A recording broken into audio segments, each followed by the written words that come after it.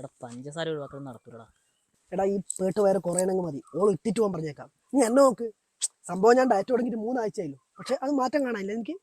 അതൊക്കെയുണ്ട്. അടുത്ത ആഴ്ച കൊണ്ട് പിറന്നാളിന് വിളിച്ചിന്, അത് കഴിഞ്ഞ് തുടങ്ങിയ പരിപാടി. എടാ നീ ഇപ്പോഴേന്ന് ഓളെ മുമ്പ് പോല ഒരു 4-5 മാസം ഡയറ്റും എക്സസൈസും എടുത്തിട്ടുണ്ടല്ലോ.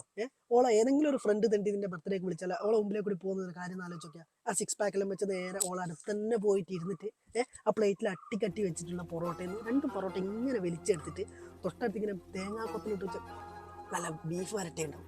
ബീഫ് വരട്ടി മെല്ലെ ഒന്ന് എടുത്തിട്ട് അത് കീറി വെച്ച പൊറോട്ടേൻ്റെ മുകളിൽ ഇങ്ങനെ വെച്ചിട്ട് പൊറോട്ട ഇങ്ങനെ മടക്കി ഓള് കാണാൻ വേണ്ടി ബൈസപ്സിൽ ഇങ്ങനെ എടുത്ത് പിടിച്ചിട്ട് തിന്നിട്ടില്ല എന്ന് പറഞ്ഞാൽ കുറച്ച് നോക്കുക.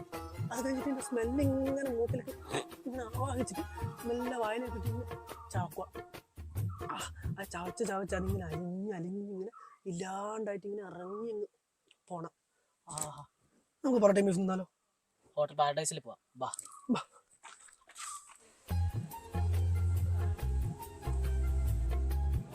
ഒന്ന് ആലോചിച്ചോക്കെ, ഇത് തിന്നുന്ന സമയത്ത് എനിക്ക് 6 പാക്കും കൂടി ഉണ്ടെങ്കിലും സെറ്റ്.